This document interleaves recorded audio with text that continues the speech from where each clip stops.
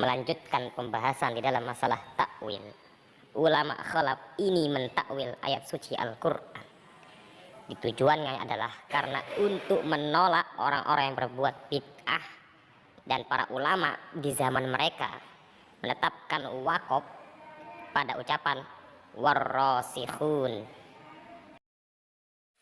Dan hal demikian juga dilakukan oleh para ulama. Ini tujuannya untuk mensucikan Allah ataupun menjauhi sifat-sifat Allah dari musyabbihat pada makhluknya. Karena memang dengan cara hal demikianlah kita bisa mensucikan zat-zatnya Allah. Karena di dalam Al-Quran itu sendiri menggunakan lafaz ataupun makna-makna yang masih umum, yang hingga akhirnya perlu untuk diperjelas, dengan tujuannya adalah untuk mensucikan Allah.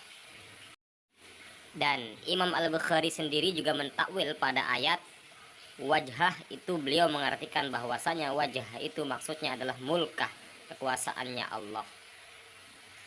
Sudah jelaslah bahwasanya Imam Al-Bukhari ini mentakwil pada ayat wajhah, jadinya mulkah. Lantas bagaimana orang Wahabi menolak Imam Bukhari? Apakah berani mereka mengatakan sesat?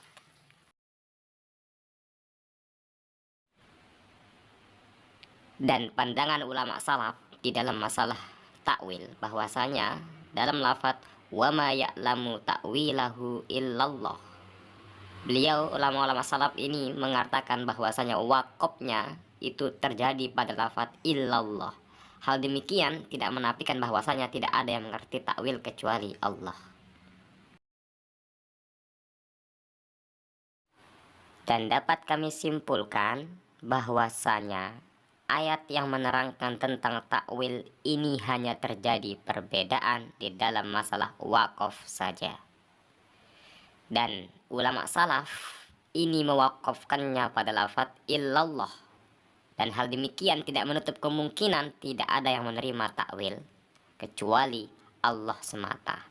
Dan sedangkan ulama khalaf ini menjadikan atof pada lafaz sebelumnya, lafaz warrasikhun. Namun tidak bisa dipungkiri orang-orang yang berpengetahuan tinggi dan ulama juga banyak yang juga bisa, dan bahkan para sahabat pun mentakwil, yang salah satunya adalah Sayyidina Abbas dan sebagainya.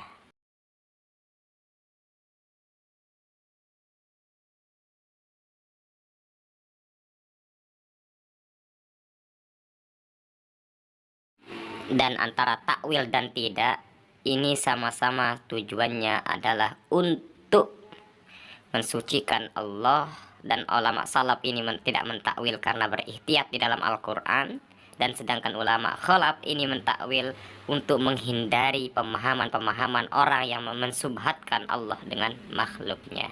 Kurang lebihnya mohon maaf. Assalamualaikum.